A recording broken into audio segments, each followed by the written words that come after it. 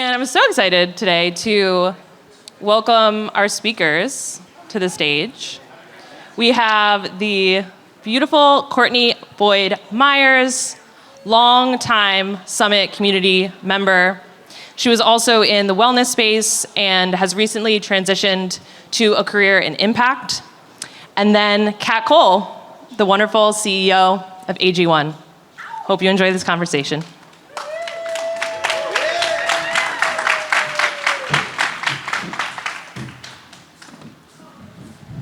All right, good morning, Summit. Day 2, welcome. Oh, guys, I have to admit, not only is Kat one of my friends' ultimate girl crush, I'm so honored. I think this is your first time speaking at Summit, although you've been a part of the community for almost 10 years. Yeah. Thank you guys all for coming, waking up early, getting your coffees. So Kat Cole, to me, represents kind of what is the best part of coming to Summit. You all have very successful friends in your life or people you know who, as they get more and more successful, tend to get a little more inaccessible. Maybe even a bit rude. Maybe they don't answer your text back. They kind of turn into rich assholes. Anyone? But what I love about coming to Summit is that at least 80% of the successful people here are not like that. And Kat Cole, to me, is one of the most grounded, humble, accessible, kind, and curious people I've ever met. Thank you, Fran. Thank you. So with that, we'll dive in today to talk about someone who has had one of the most impressive careers working with some of the biggest companies that you all know, hearing about her personally and her whole business journey. So, Kat, I want to start by talking about what makes you an amazing leader, which is what I see in all your Masters of Scale podcasts and all of your news interviews, which I'm sure some of you have seen. She has these incredible kind of one-liners and quips and strategies that will no doubt be taught in Harvard Business School, or if they're not already. Like the hot shot rule. Yeah, Wharton so far. Harvard's lagging. Okay, so talk to me a little bit about your very humble beginnings that everyone knows, working your way up to management at Hooters, coming across owning Cinnabon, or being the CEO of Cinnabon, and now being the CEO of AG1, and how that journey, were there any moments or people that really impacted the way that you've become a leader today? There are a few. Good morning, everyone. Hello, friends. Hello. Good morning. Good morning. And we would love for this to be a jam. It's intimate. It's the morning. So if something comes up and you want to interrupt, please do. This is not a talk per se. Yeah, we've got a mic. So questions are not just at the end. They can be throughout the whole thing. And so I'll go, typically I start from the beginning and go backward, but I'll start from the beginning and go forward. I'm the oldest of 3 girls. I have 2 younger sisters. I grew up in Jacksonville, Florida. Both sides of my family, my mom's side, my dad's side, were incredibly, incredibly poor. I mean, if they were employed, they were truckers, junkers, factory workers, good, honest, blue-collar work, but many of them were not. A lot of drugs, a lot of suicide, a lot of addiction, a lot of incarceration. And I like to say it's sort of like Jerry Springer. But when I say that, when there are a lot of young folks in the audience, they don't know what that is, so it's like the Kardashians, but poor. Like drama. Think drama, but poor. So that was my family, except my dad was an executive at an auto imports company. And so we had a house that was not on wheels. We had a car, and we had gifts every holiday season. And so by comparison to both sides of my family, we looked quite wealthy. And so for many years, my mom struggled with what was the tax she paid for that economic stability, which was my father's alcoholism. By the time I was 9 years old, I had been in 3 car accidents with my dad, drunk driving. My sisters were 6 and 3. And my mom had people for years, as you can imagine, her sisters, my dad's family, her mom saying, just be grateful, you're lucky. We all have to deal with this stuff, but we don't get a house. So be grateful. And for many years she was. And she did her best, but she was raising us on her own, essentially. And so when I was 9, she came to me and said, that's it, I'm done, we're leaving. And what she meant was we were leaving my dad. And he was and is truly such a sweet man. But at the time, a terrible husband and father, even if you only look at the one example I gave you of the safety issues we had. And so when she came to me and said we were leaving, I did not cry and I did not get upset. At 9 years old, this is her story that she tells. At 9 years old, I looked at her and said, "What took you so long?" And the lesson in that I've learned is that the people who are closest to the action know what the right thing to do is long before the leader makes the call. But people who are close to the action lack two things that leaders have. They lack the knowledge, the perspective to know the scalable problem or a scalable solution, and they lack the authority to do something about it. So it takes, one, a leader staying very close to the action, which is actually the first life experience that underpins the techniques for leadership that I'm known for. They're all a version of asking questions, getting honest answers, and acting on it, and then repeating, but by staying close to the action. And so we left my dad. My mom fed us on a food budget of $10 a week for 3 years. She worked multiple jobs. She had no playbook, no mentor, no help. And that was my example. And so if there is anything I can point back to that has created my ability to enter unusual circumstances at very young ages and demonstrate a level of maturity and leadership, it is observing her just through osmosis, right? She's just a badass without a playbook of how to be a badass. And as a result, though, we now were very, very poor. We didn't have all of the things we had anymore. My father didn't pay child support. He ended up going to jail, and he is now sober and remarried, and it all ended up fine and great. And my two sisters and I are exactly what my mom wanted us to be, which is independent. So I started working when I was 15 in malls, then added a few jobs, cleaning gym equipment, and becoming a hostess at Hooters restaurants, which, if you're not familiar, is an American restaurant chain known for chicken wings and waitresses who wear little white tank tops and orange shorts. So there's this sex appeal element to the wait staff. It's a sports, casual dining restaurant. But it was in Jacksonville, Florida, and Hooters started in Florida. So it was not controversial. It wasn't a big deal. It was just a beach shack restaurant where a lot of high school seniors went to go get their first job. Some working in the kitchen, some working in the front of house. So I became a hostess, then a waitress. First person in my family to get into college, was an electrical engineering and computer sciences major, psychology of women minor, and some crazy things happened. Hooters was growing around the world, and when I was 19 years old, after working many jobs in the restaurant, even though it was just my way to pay for school, I got a call from the corporate office and the manager who said, "Hey, we're opening franchises around the world. I want to nominate you to be a part of the training team. Will you go to Australia in 4 weeks?" I'd never been on a plane. I did not have a passport. I'd only been out of the state of Florida twice in my life for track and cheerleading competitions. But I said yes. Then I flew to Miami, my first ever flight, got a passport, went to Sydney, Australia, and started opening Hooters franchises as a teenager.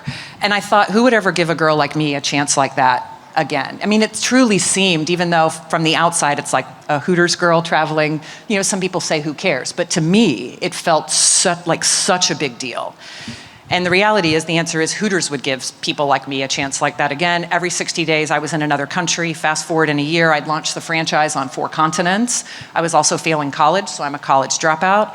At the age of 20, I then took a corporate job, moved to Atlanta, and then fast forward, as the company grew, I grew. At 26, I was the vice president of the company doing $800 million in revenue, helped grow hotels, casinos, vertically integrated food and beverage supply chain companies. We had an airline. I ran an airline, Hooters Air. It was a thing. It was a terrible idea, but look it up. There was like an owl on 737s and Hooters girls in orange shorts. They were not the flight attendants. They were just entertainment, doing quizzes and trivia and passing out wing-flavored chips. And we had a Hooters MasterCard card. I mean, it was the dream of a multi-channel branded enterprise that was a bit ahead of its time. And all in all, I was there for 14 years. I mean, it was my family. I learned so much. I'm so grateful for my time there. And then I was recruited by a private equity firm to come join their business and run their portfolio companies, Rourke Capital, out of Atlanta, Georgia. I went back to business school nights and weekends, so I have a master's without a bachelor's in international business. And they recruited me to run one of their troubled companies, which was Cinnabon, the cinnamon roll bakery chain. If you've never heard of Cinnabon, it's a bakery franchise famous for a cinnamon roll the size of your face. And at the time, it was only in malls and airports. This was the heart of the recession. There are two things people stop doing during great recessions. They stop shopping and they stop traveling. So my franchisees had 3 years of double-digit sales declines. Most of them were nearing default on their leases to mall developers who give you no grace if there are no human beings walking into your location. So I inherited a beloved brand, but a broken business model. We turned it around, built a multi-billion-dollar, multi-channel enterprise, which was also ahead of its time, 2010, 11, 12.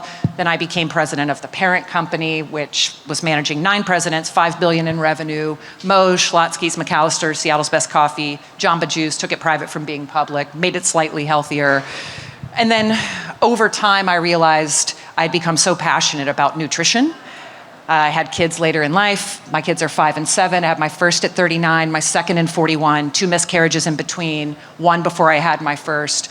And I went deep in nutrition, health, and wellness because not only did I want to be healthy for my kids, but my mom was also diagnosed with breast cancer at this time. She's great. She's a 7-year survivor. It's amazing. So I come to nutrition very honestly. But it wasn't my life's purpose when I was a teenager. And people will often say, well, how is this like Hooters to Cinnabon to AG1 nutrition thing even make sense? Are you a hypocrite? Or are you like, no, man, we're all on a journey. And so I'm atoning for my sugary sins, let's say that. So I then left Focus Brands after running these companies for a decade and took a year off. The founder of then called Athletic Greens, now AG1, heard me on a podcast, asked to be introduced, asked me if I could advise them. That's what I was doing in this season of my life. So I said, sure. I was already a customer. It was helping me a lot with my gut health after my second child.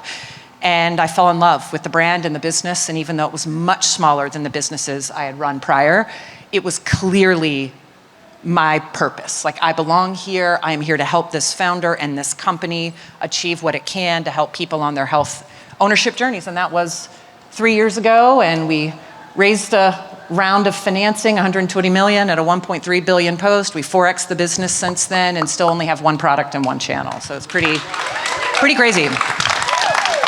That's gonna change soon though. Woo.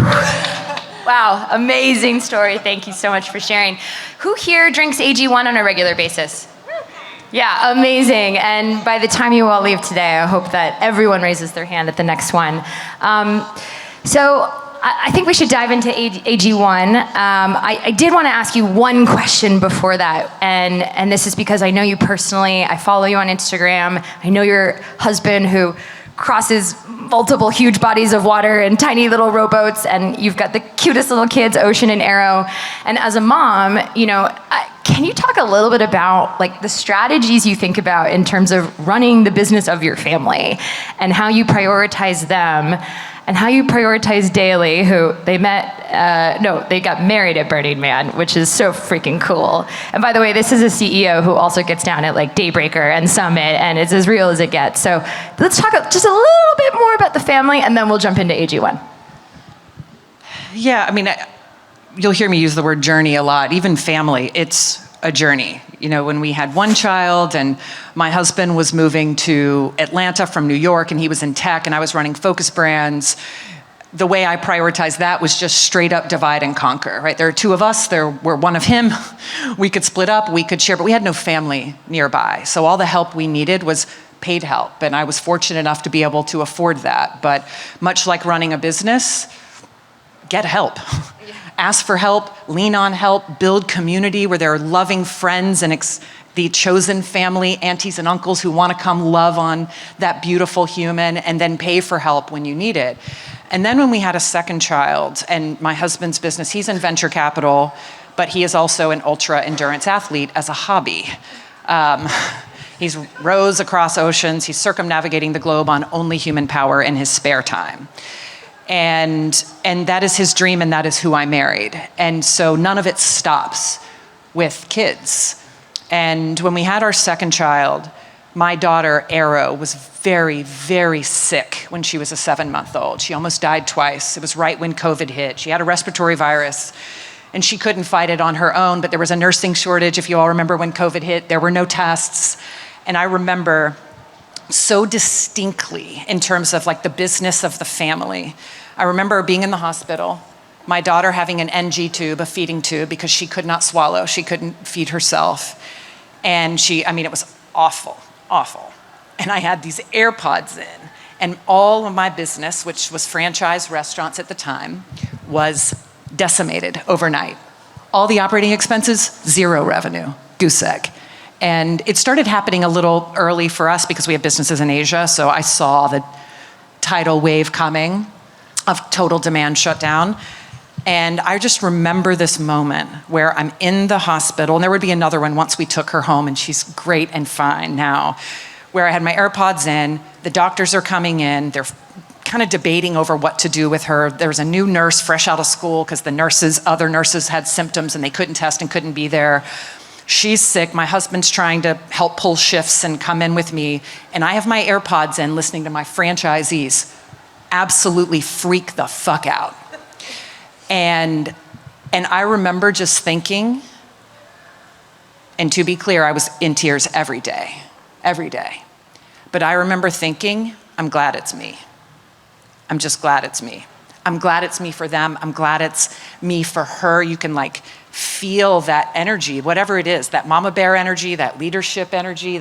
And sometimes you have to just tell yourself that to remind you you're glad it's you, to step in. And so the business of our family, for my husband and I, is all about gratitude, no matter what hits us. The moments that we get what we call our frequency gets off, we literally met, had a one-night stand, so we thought, and then that was it. And then he left to row across an ocean 2 months later, and we got closer, and we tattooed our rings, and we got married at Burning Man and started having babies. And so we've always said, he's my magic, magnetic puzzle piece. We are tuned into the same frequency, but when stuff happens in life, we get off frequency, right? You can feel it. It's ooh, you're on a different radio station than I am right now. And so we use the frame, I'm glad it's me, deep gratitude, but in glad it's me is also responsibility and accountability. And so that's how we run the business of our family. Get help, be grateful, take accountability, be on our own journey, create space, and don't let anything misframe what is the most important. And unfortunately, I've had moments where the things that are most important are a little bit put in question with Arrow's health and my mom's health, and those are important reminders. I hope the title of your book is I'm Glad It's Me. I would love to read that. Okay, it was a lot of just heart, wrenching, opening, warming feelings. So let's talk a little bit about AG1. You have a $1.2, $1.3 billion share of what I think is about a $50 billion market in the supplement space. I'm high on Qualia right now. If anyone hasn't taken that, that is an amazing supplement. I've taken all the things. AG1 does not mean the only thing. It just means the foundation. I'm stacking all that on right now. Oh, it's so good. And I loved in our pre-interview talking about why do we even need to supplement in the first place? Why is this such a big industry, especially if we work out and eat organic and meditate? But there's so many reasons we do need to. So maybe just as a foundation, let's start there. I think for most of us, there are two core drivers. One, let's assume we're eating healthy. Our company ethos is whole food first. Whole food, whole food, whole food, whole food first. Always first. Even when we do that well, if we're eating in the modern world, our food is traveling hundreds or thousands of miles. It is losing its nutrient density as it travels over time. And even if it weren't, in most agricultural conditions, our soil is depleted. And so the food is starting less nutrient dense in many cases, and then traveling, losing some of its nutritional benefits. You still get fiber, especially if we're talking about plants. You're still getting the fiber and lots of other benefits, but it's literally losing its vitamin content as proven in any type of third-party study and research that you can conduct through the agricultural supply chain. So at the same time that our food is becoming less nutrient dense, and I just gave the example of those of us who are eating as healthy as possible. The reality is we know that is not always the case, or the case at all for many, where the nutrient density doesn't exist in the first place. So less nutrient density, then add in microbiome, gut microbiome disruption from all the things that if you're here at Summit, you probably know quite well, and some of you are likely researchers, professors, or experts in this, whether it's stressors, the food system, modern, even if helpful, pharmacological interventions, these things disrupt our gut microbiome. If you haven't watched the Netflix documentary, Hack Your Health, The Gut, it is such an interesting and digestible, pun intended, overview of what's going on with our gut microbiome. And headline is it's just less diverse than it used to be, and that diversity of bugs is what helps us be more robust and resilient to the things that we navigate. And there are a lot of reasons for that. We are very sanitary, we don't play in the dirt as much, we don't eat seasonally, there are all kinds of reasons. And so you've got lack of nutrient density, a less robust gut microbiome.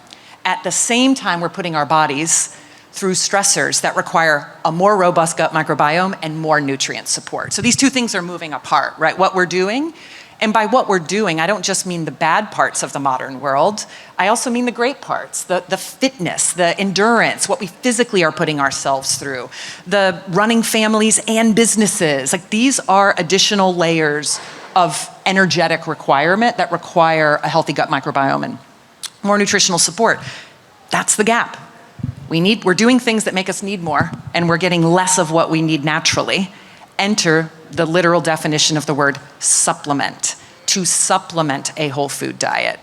Yes, there's a big market for the food/supplement space of meal replacements or nutritional snacks, but we've got to be really careful that that doesn't create the optics that these are meals and this is what you can eat all the time. Like, protein bars are rad.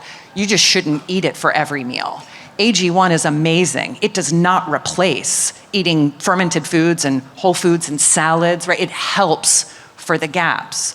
And so that is the reason this whole industry exists, and it will likely continue to grow in demand, which then creates the opportunity for incredible high quality players in the space, like AG1 and some of the great brands that are here, and some shit players that are taking advantage. And that is muddying the category meaningfully. And it's not a category that's exactly at the top of the trust tree to begin with. Let's talk about that word trust, because it was a big part of our pre-interview, talking about all the things that AG1 is doing right now to not just prove out consumer trust and change your marketing, but also to just up-level the entire industry. You know, we've certainly seen a couple like Brian Johnson type haters out there, AG1, blah, blah, blah, blah, blah. And so I think in response to that, as a billion-dollar company, you guys have had to invest heavily in testing and supply chain, and that is the hard work that your COO background has poised you super well for. So let's talk about that, because I know a bunch of stuff's about to come out at AG1 that, you know, everyone's going to see, and it's going to be just a big moment for the company. So when I joined the company 3 years ago, we were just, growing at 200-300% on top of hundreds of millions in annual revenue, and that was just pure demand, accelerated by COVID, but further accelerated by the fact that it's just a high quality product. So people were drinking it every day and recommending it to their friends. So friends and family is our number one growth driver. Number one. Just personal recommendation. Number two is organic search. Then number three, a lot of people think it's number one, is the creator influencer world, but it's actually quite far down the list. It's a low double-digit percentage of driver for demand. And so this was the tailwind that I inherited. I call it type 1 fun. When you join a company that's experiencing that, it's like, wee, hands in the air, type 1 fun. What we're doing now, projecting over 600 million in this fiscal year, is type 2 fun. It takes a lot more investment. It's a lot harder.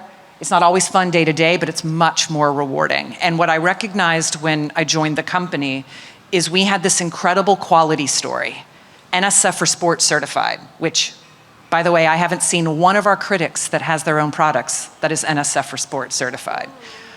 And so bringing in third parties to say what is on the label is what's in this product. 2, it is safe for professional athletes. That is a badge that says it is WADA compliant and they can drink it and not be blacklisted for banned substances. So it's a quality marker. It's not the only third party that we use, but it's a big one, and there's a reason companies don't use it. It's expensive. Every time you change the formula, you got to go back through all of the label claim trials. We didn't start with it, but we've had it consistently for, I believe, 8 years now. Then it was clear to me that supplements were starting to get judged against some of the pharmaceutical standards in the industry from a research and clinical perspective. We didn't care about it before. Our doctors told us to take a multivitamin, sometimes a probiotic, maybe vitamin D, maybe omegas, and we're like, great, I'll take it.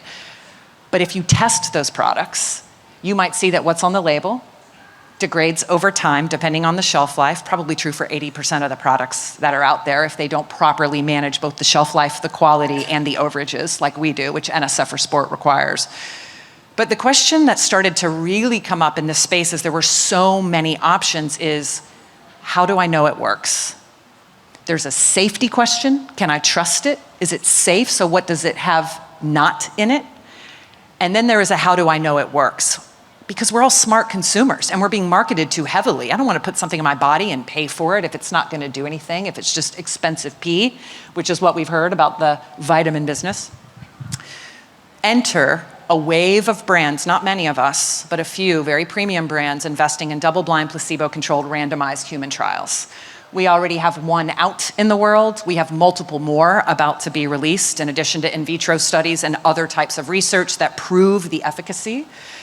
And it's funny when people say like, oh, are you doing this now because you have critics? I saw you got a lot of critics that came out earlier this year. Do you know how long human trials take to pull together, to recruit, to run, to interpret? That's even before it's published. Years. I have had these trials going on for years because we knew it was the right thing to do. It took a year to build a team of PhDs. It took a year to scope the third parties and institutions that would run the research. Then it took a year to actually recruit and conduct the research. And only now am I able to start communicating and marketing it. And so the marketing strategy is shifting from everybody already wants it, so just click here to buy AG1. Like every podcaster has a drink AG1/me link and an offer for you because there was so much demand. People needed it, they wanted it, and they trusted it, or they trusted those who trusted it. It's a different game now. A lot of what we've been doing for 8 years, we're now actually starting to market. Some of you may have seen New York Times, Wall Street Journal creative that said, tested for those who test themselves.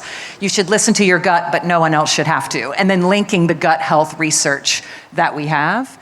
So we're marketing the science more without losing our humanity and our brand affinity, investing tens of millions of dollars to do this. So it's hard.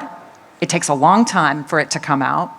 It's expensive, but it is going to be the way of the world in the supplement space because it's so crowded. How else do you know?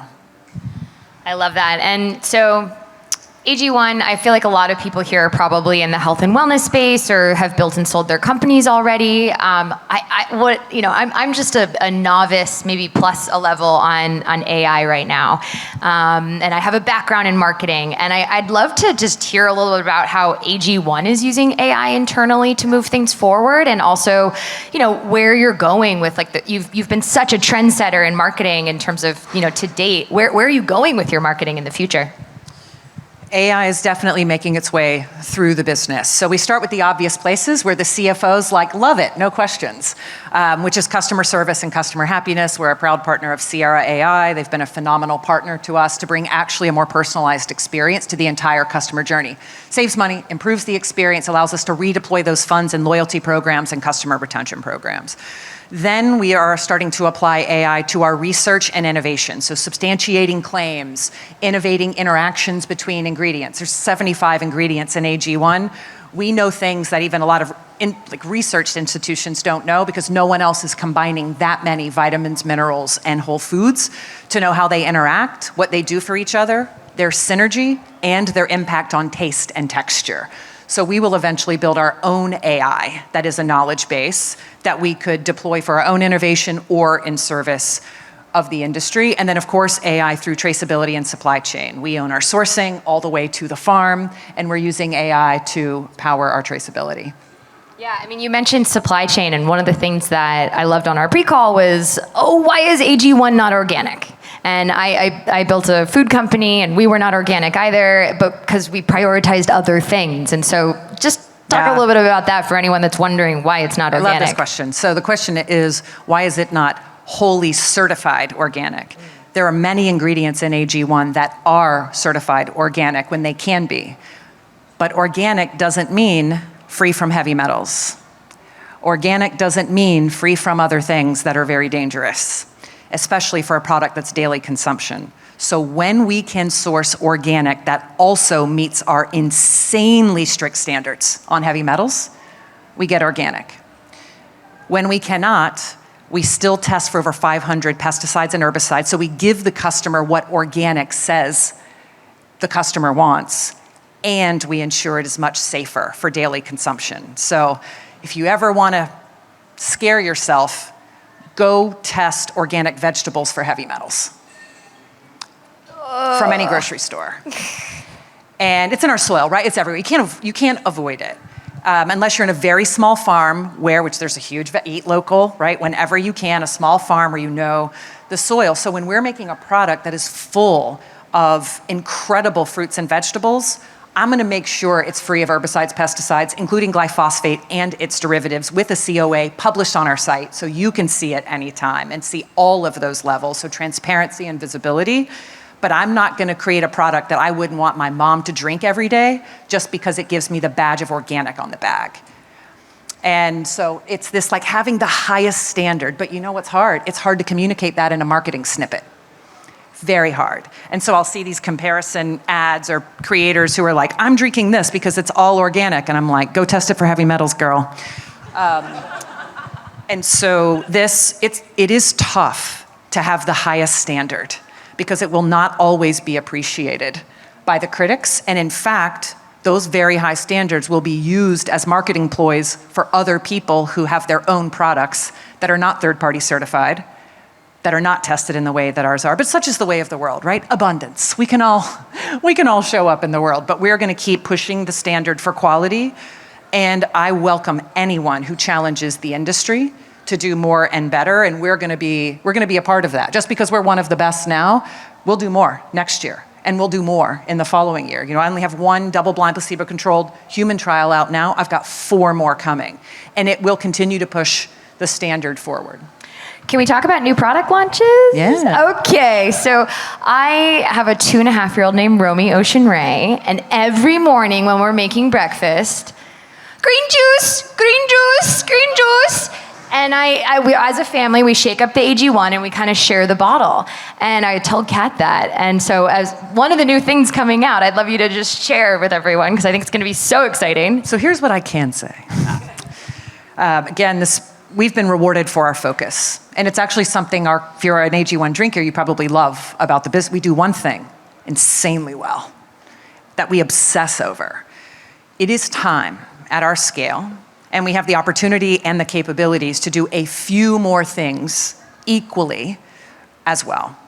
So one thing that will change is we are bridging from exclusively D2C to a few. You will start to see them at the end of this year, early next year, a few strategic premium retail partnerships. So meeting people where they are. There's a ton of people that aren't us that aren't gonna subscribe to try. They wanna see it, they wanna taste it. I also think that helps with the trust factor. We're this brand in the metaverse that's D2C, and so if there's critiques and questions, and it can feel very hypey if you're kind of on the fringes, and so to touch it, taste it, to be able to hold the package and look at the label, it's time. So we're gonna be bridging channels. So channel expansion is happening.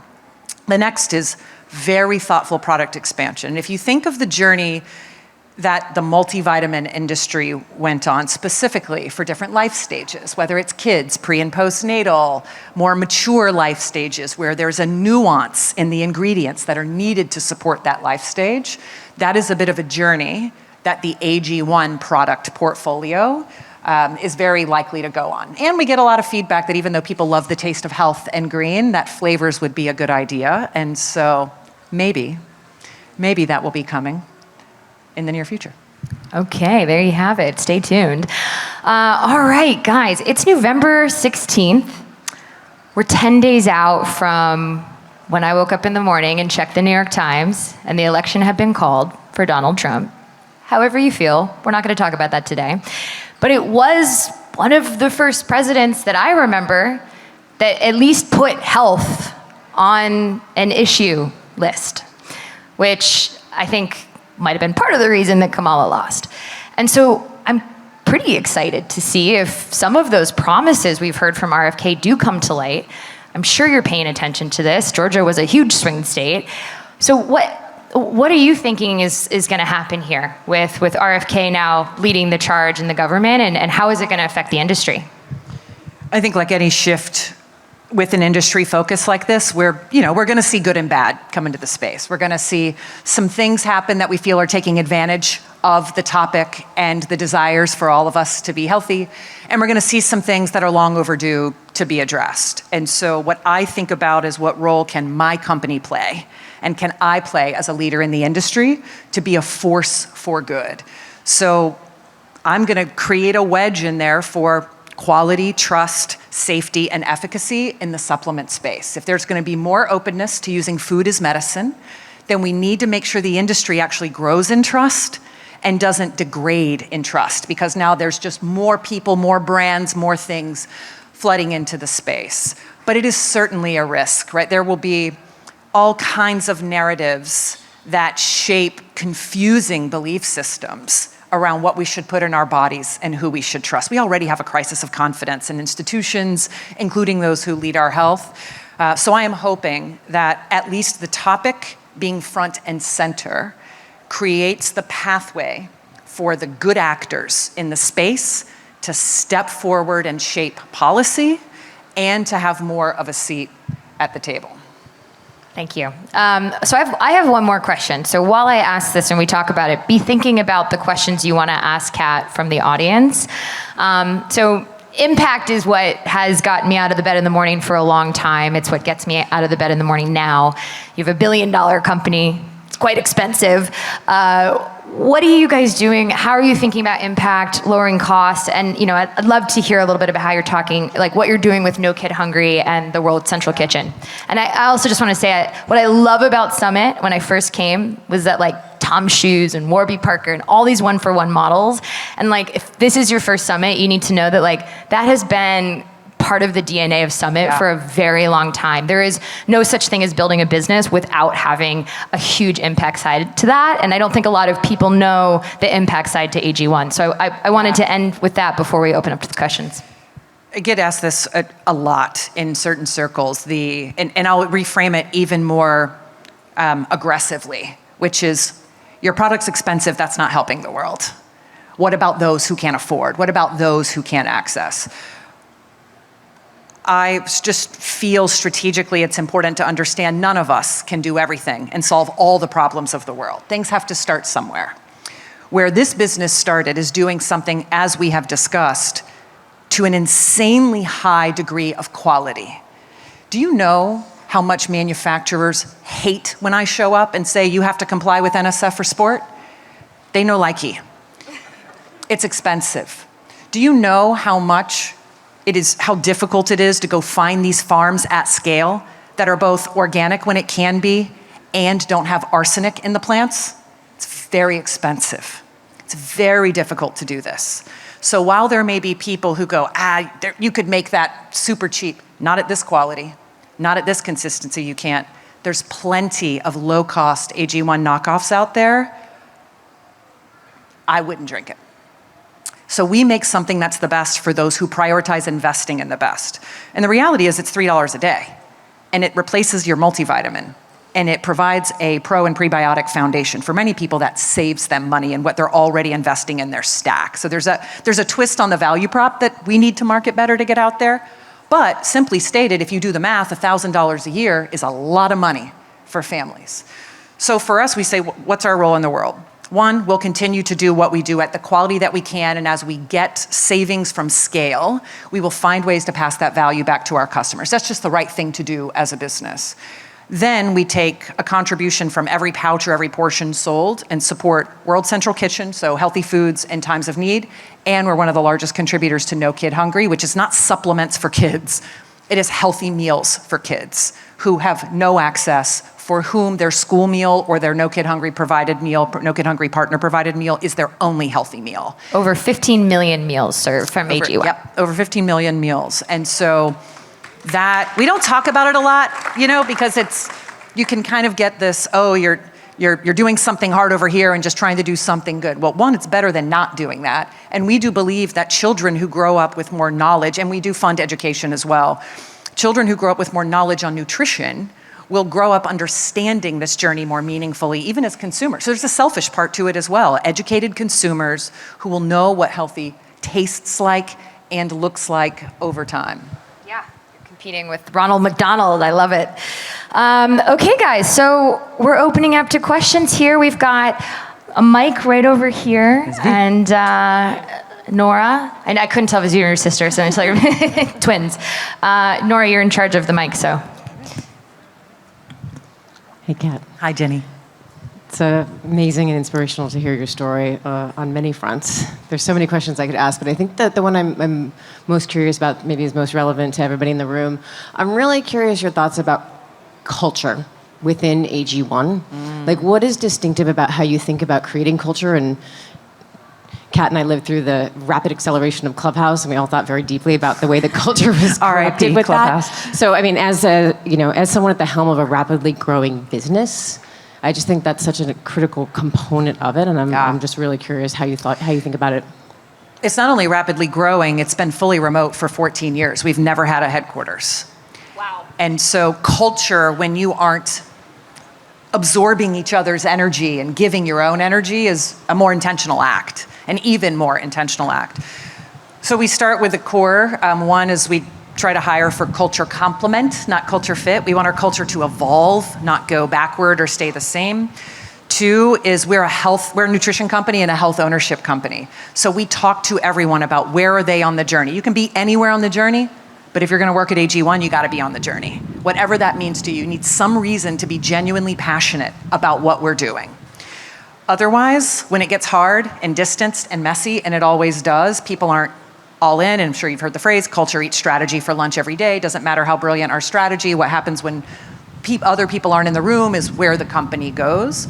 And so we put health and nutrition at the center. I mean, everything you can imagine, our corporate benefits, the way we spend our time, the food we serve when we gather, how we spend our time when we gather, the hours of meetings when we gather. It's all to optimize health, circadian rhythm. And it may seem a little bit extreme, but we live the mission. Then from there, it's all about leadership throughout the company and being thoughtful, connected, and kind, but it is an intentional act. Yeah. Great question, thank you. Oh, Miranda, you're looking great this morning. Yeah. Love And then that. we'll come over here so we don't say, I'm like staring this way. We have people over here. Hi, good morning. Thank you so much.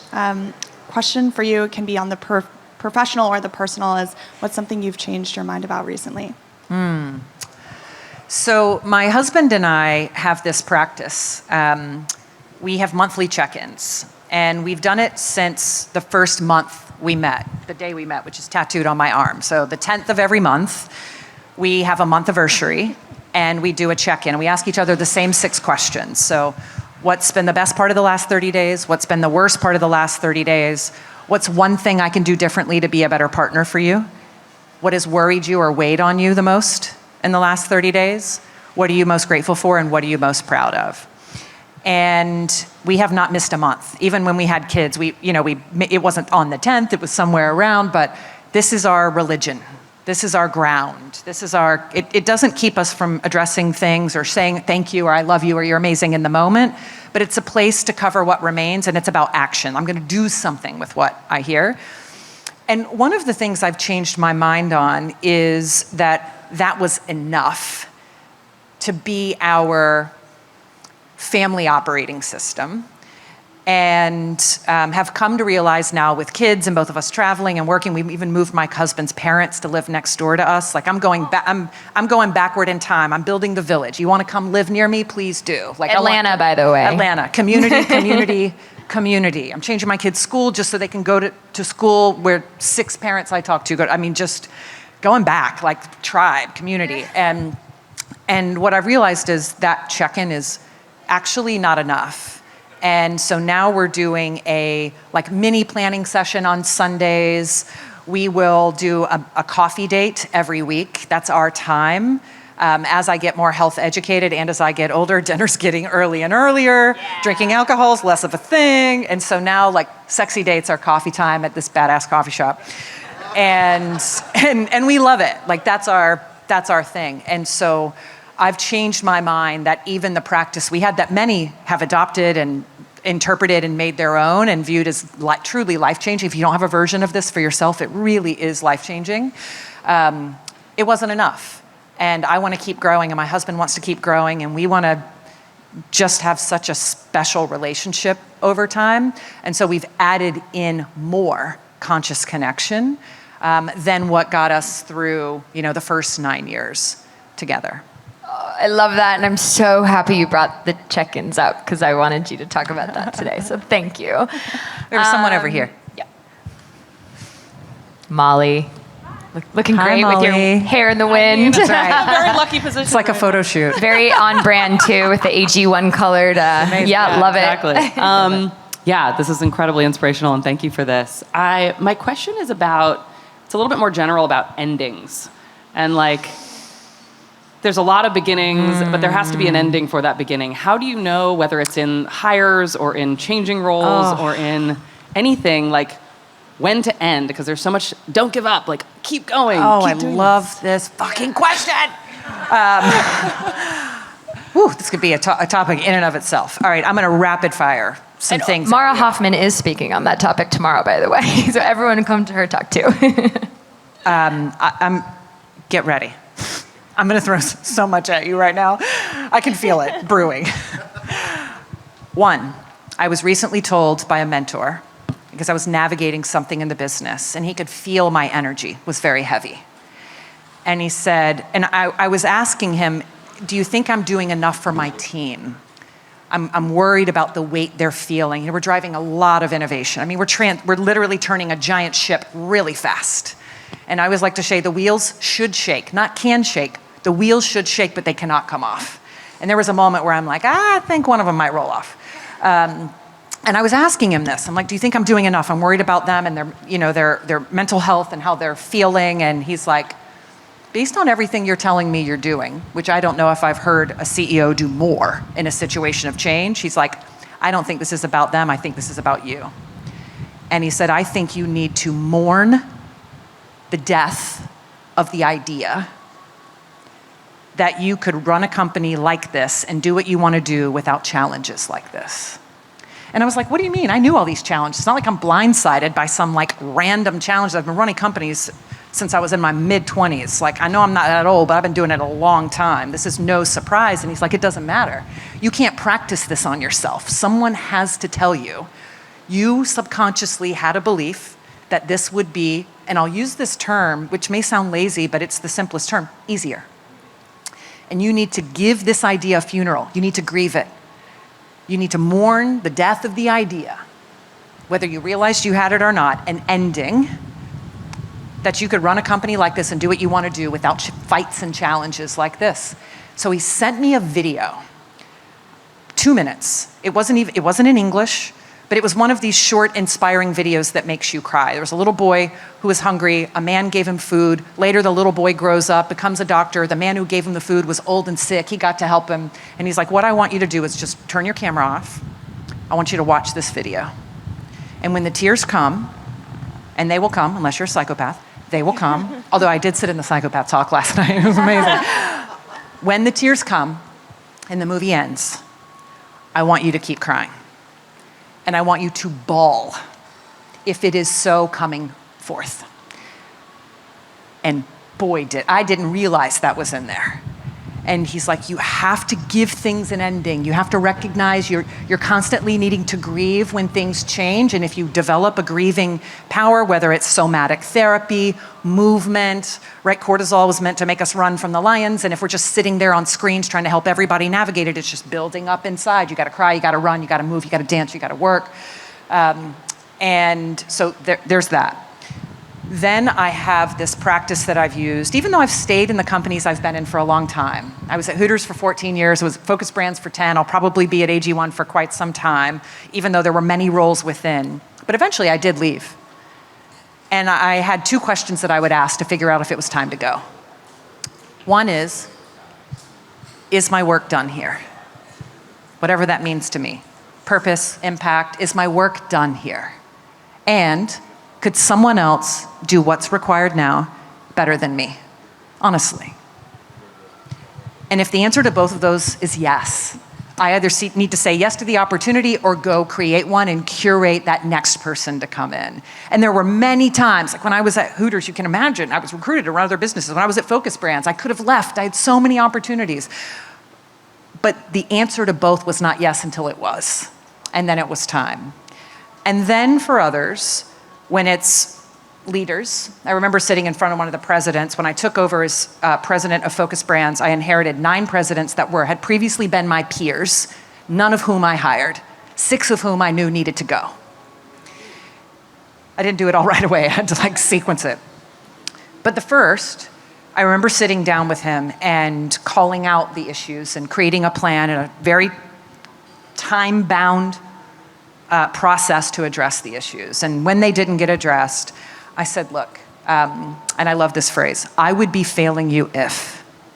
I would be failing you if I left you in this role. I would be failing you if I did not move you on your way. And this was a situation where there wasn't an HR issue and it wasn't like a house on fire, but he really needed to go to create space for that next person who could do what the business needed. So I said, I'm not kicking you out today, but you will not be here in 90 days. And so we're gonna work on the plan together. And we can make it your story, or it can be mine. And so it's like finding a way to make endings shoulder to shoulder, not nose to nose when you can is also quite beautiful, because you know it's almost always gonna lead people to something better, right? That person went on to be the CEO of a much bigger company, totally crushing, just wasn't the fit for where we are. And I view it as an honor and a responsibility to find endings. The last one, when I was turning around Cinnabon and it was a mess in the recession, there were 3 questions I asked everyone to figure out what I should do first. The first question is, tell me one thing we should stop doing. We as people and as companies, we and ourselves to death. We add more, new processes, new products, new packaging, new da. We rarely purge. I purge systems, processes, products often. What is one thing we should stop doing? Now, the other question is, tell me one thing we should start doing. Now, the one thing to stop doing is about freeing capacity. The one thing to start doing is about what drives the future. And then the third question is, tell me one thing you would do differently to benefit the business, change the world. And those 3 questions help me find what to end and what to begin. The final practice, which is what I'm probably most known for, is a practice called the hot shot rule. And this leads me to ending many things, actually. It's a weekly practice for me. It started as quarterly, then it became monthly. And it's essentially a practice to get me to do one thing somewhere in my subconscious I know I should do, but I've deprioritized, probably because I'm blinded by my own progress. Not to make me feel small or lesser than or insignificant or that I suck because there's yet again something I haven't done, bless you, that I should have done, but that there's one thing I can and should do that I haven't, and now I am, and then we're moving on. So the hot shot rule, which is the TED Talk that will be out in a month, I think, is essentially I envision my role. Could be my role as wife, my role as daughter, my role as mother, but mostly it's my professional role. So my role as CEO of AG1. So I just think about it for just a second. My email, my team, my challenges, my opportunities, just think about it. Then I envision someone I admire. Can be anyone, doesn't have to be very strategic, although over time it can be. So let's say I met these incredible humans at Summit, I think of you. Something about you has inspired me. Then I envision you in my role tomorrow. You are now the CEO of AG1. And I ask myself, what's one thing and the first thing you would do differently to make the business better? And for whatever reason, the combination of the deep knowledge of my situation, but the fresh eyes and the admiration that you bring to the table, an answer comes to mind like that. Then I take action on that in 24 hours, always. That's not the last step. The last step is I tell my team or those involved. So I say, hey, my people know I'm the author of the hot shot rule, so I say I practice the hot shot rule. I realize this is something I should have been doing, that I can do, that we will do, and we've put it in motion. But you don't have to. You can just say, I was thinking. Like you can literally go back to your team tomorrow and go, I was thinking. This is something I should have acted on, but I haven't. I sent the email, I booked the flight, I scheduled the meeting, especially if you're leading a company. There aren't many things that you should just unilaterally whack, or do. You got to bring people along. But almost every time, which is weekly, when I complete that last step and tell people, whoever it is involved, like, hey, I know I should have or could have done this, bless you, and that I actually, now we have, almost every time they look at me and say some version of what I said to my mom when I was 9, which is, what took you so long? Or finally, or it's about time. Or if we're in person or on Zoom, I see that look that they give each other, like, you know, finally, novel idea, Kat. Should have been done months ago. And so over time, you can imagine, 1, I'm getting one thing done every week that I wouldn't have gotten done or faster. 2, I'm building a culture of vulnerability. Every week, I am quite literally saying there's something I could have and should have done that I didn't, and showing a bias for action. What happens over weeks and months and years is the team starts bringing things to me. We should stop doing this. It's a lot of stops. It's a lot of deaths. It's rarely an and. It's a lot of change, disrupt, differentiate, or stop, because it's not what we are inclined to do. And it's why the teams that I lead, all my direct reports have to practice it. They don't do it monthly or weekly, they do it monthly. And then we do a version of it as a mini check-in whenever we gather every 8 weeks as a fully remote leadership team. We practice a kind of surface version of the hot shot rule just to create humility in front of each other. What's one thing I could have and should have done that I haven't? And now I'm going to. And then somebody puts it in place. So that helps. All right, I'm gonna get a bracelet that says WWKD. What would Kat do? That's my new hot shot rule. I think we have time for one more question, and then we're gonna wrap. So, yeah, okay. I would have chose you too.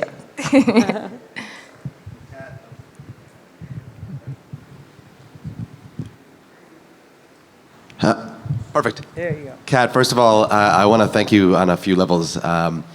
It sounds like very much you lead with your head and your heart together, which is super inspirational. And one of the things that I took from this conversation, everything was fantastic, but the relationship check-ins, I'm going to actually go home and employ that with my partner. And so that was super beautiful. On a business side, just checking in with you on one thing, your product is the quality control is exceptional. How you're doing it and paying attention to all this is amazing. When it comes down to innovation with, say, new research, newer ingredients, like for example, like NAD boosting, like nicotinamide riboside, stuff like that. How do you address, in kind of a nimble way, being able to add those or look at new ingredients without concerns or interactions and be able to go through your whole testing process and everything like that? Just curious, this is all fascinating. There's a few ways. So there's a range of contributors to quality. So let's start with safety first, which would be interactions or levels. Now, safety is a very interesting topic because you have safety, meaning it's considered safe, clinically safe at the doses in the combination that it's in. And then there's a very interesting layer on safety, which is when you start to get big enough, marketing an ingestible to a broad enough group of people, there are all kinds of maybe not safety issues, but sensitivities. So I was talking to someone who was like, oh, I love AG1. She's like, but it has ALA in it, alpha lipoic acid. And she's like, I'm allergic to asparagus, and it's actually got like a genetic connection to asparagus. She goes, I drank it and I was breaking out in a rash. And she said, I took it to my doctor, and my doctor said, oh, it's ALA, you can't have that because you can't eat these vegetables. And so that's a very interesting topic where it's less safety and more sensitivities, but it can become at scale, right? When you just get big enough, you'll have people who are like, I have a rash, does that mean it's not safe? Well, it could be you just have a sensitivity to a product or an ingredient. And so as we get bigger, we've got to have more and more disclaimers that help people think about what to look out for, having more information on our site with deeper dives of individual ingredients. So there's that part of it. But now let's move more to like actual safety. So first is the free from claims. I talked about heavy metals. I'm personally passionate about it, but also other contaminants, microbial testing, all of these things that you have to do. We are just going to continue to lead the way. Then on interactions, I think we touched on it, using AI tools and just longer human trials. We're also bringing in third-party toxicology experts, liver experts, people who will put our product through the ringer in its ingredients at its levels at a daily consumption over time. And so there are more things we would love to put in AG1, truly. But they get to a point where a broad enough group might have more sensitivities to it in daily consumption over time, so we choose to leave it out. over time, as we add these few versions of AG1, that'll give us the permission to add more, so then people can say, I want that. Right now, it's the only thing that we offer. So if you want this comprehensive, high-quality product, you get the ALA, you get the choline, you get the high levels of methylated B vitamins, the P5P, right? You get it all. There will be some who will want more cognition benefits, more extreme gut health support. It's just a foundation. We still want to play in the foundational space. We don't want to become an individual point-to-point vitamin supplement company. It's not our model. We're very good at blending a combination of foods and nutrients and having it taste good enough to build a drinking routine every day. The only things we want to put in AG1 that are not in it are omega-3s that we sell, omega-3s and D3K2. D3 needs to be with K2. It also needs to be highly variable, modulated based on people's needs, and it's a fat-soluble vitamin, so it needs to be in an oil form. So we don't sell it publicly, but our subscribers can get it, and we don't make money on those. It's like a sidecar. And then the omegas, because AG1 is vegan, and we're going to keep the vegan claim in AG1 forever. So omegas, being a high-quality fish oil, we offer that separately as well. And so you should look at AI seaweed. research, we should look at seaweed. We love seaweed, seaweed queen. And so these decisions, right, they're strategic decisions, which means we leave some opportunity on the table, but we're focused on who are we targeting, what matters to them, and what is our place in their stack. So we want enough that's comprehensive. So for instance, in a next iteration, the B vitamins will go up. We will transition to P5P, which is not the B vitamin form that's in AG1 right now, because we can get access to quality at scale, and there's more and more evidence that says more and more people are deficient. Therefore, it is foundational. When we start getting into things that get to be excessive because it's commonly available in a whole food diet, we will not add that in. If people are deficient, they can stack it on separately. Awesome. I mean, Cat Cole for president? Anyone want to join that? Thank you so much for joining us today. Thanks for having me. Oh my Thanks, God, Vivian. love you so much. Thank you, everyone. Everyone, there's so much going on today. Have it awesome. Get your fitness in, get your wellness in, get your healthy food in, get your inspiration in, and we'll see you on the dance floor tonight. Yay.